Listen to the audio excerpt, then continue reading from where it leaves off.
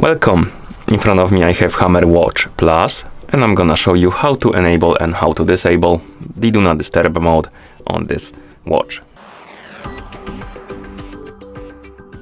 First we need to wake up the screen on our watch, and you can do it by pressing the side button.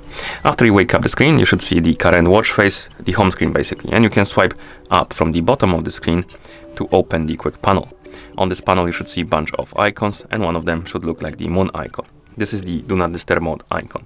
To enable the mode, simply tap on this icon. You will see the message DND on at the top of the screen, and the icon will get highlighted. Change the color, which indicates that the mode is enabled. And then you can go back to watch face by pressing the side button if you want to.